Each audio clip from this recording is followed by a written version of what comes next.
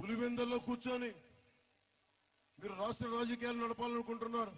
ముందు మీ చిన్నాన్నగారు ఎందుకు చనిపోయారు, ఎవరు చంపారు, వేలు ముద్దలు ఎవరు జరిపారు, రక్తం మరకలు లేకుండా ఎవరు చేశారు, ముందు ఆలోచించండి.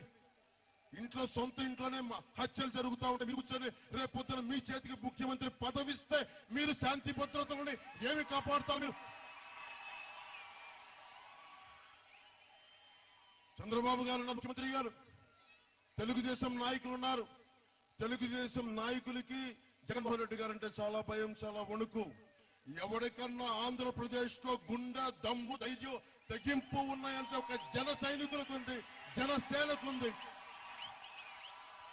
కిరాయి ముక్కలు తీసుకొచ్చి రాజకీయం చేస్తారంటే ఏమే చూస్తూ కూర్చుంటావా, చేతులు కట్టుకొని కూర్చుంటావా, సావతచ్చిపై కూర్చున్నాం అనుకుంటున్నారా? మేము మీ కుటుంబాలు ఇష్టారాజ్యంగా అడ్డగోలుగా వేలకు వేల ఎకరాలు లక్షల లక్షల కోట్లు దోపిడీ చేస్తా ఉంటే చుట్టూ కూర్చుంటావా?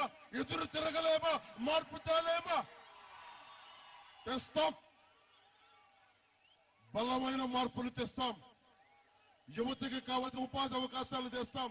నిరుద్యోగం మీద యుద్ధం ప్రకటిస్తాం. అభివృద్ధి సాధిస్తాం. గుర్తుపెట్టుకున్నాను తమ్ములందరికీ, నేను మీకున్నాను. మన అవనిగడలు ఏ సమస్యలు ఉన్నాయో చెప్పండి. ముత్తంశెట్టి కృష్ణ, నేను మిమ్మల్ని సమస్యలు అడగడానికి రాలా, లిస్టు చెప్తా ఉన్నా. డ్రైనేజ్ సమస్య, ఆ సమస్య, ఈ సమస్య అని. అవన్నీ మీరు చెయ్యండి. అందుకని కదా మీరు ఎమ్మెల్యేలు అయ్యేది.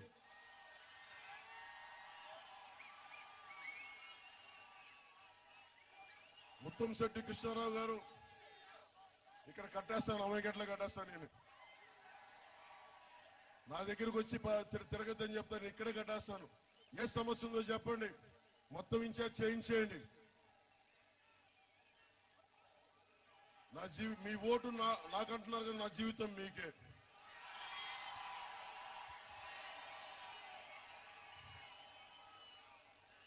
టెన్షన్ పెట్టేస్తాను, టైం అయిపోతుంది.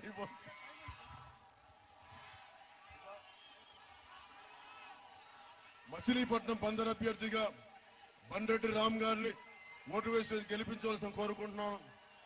మన అవనిగడ్డ ఎమ్మెల్యేగా ముత్తంశెట్టి కృష్ణారావు గారిని బలమైన మెజారిటీ, భారీ మెజారిటీతో గెలిపించవలసిన కోరుకుంటూ నేను మీకు అండగా ఉంటానని తెలియజేసుకుంటూ, ఒకసారి అవనిగడ్డ నుంచి ఢిల్లీ గడ్డకు వినిపించే వరకు ఒక్కసారి భారత మాతకి జయజయలు కొడుతూ సభను ముగిద్దాం.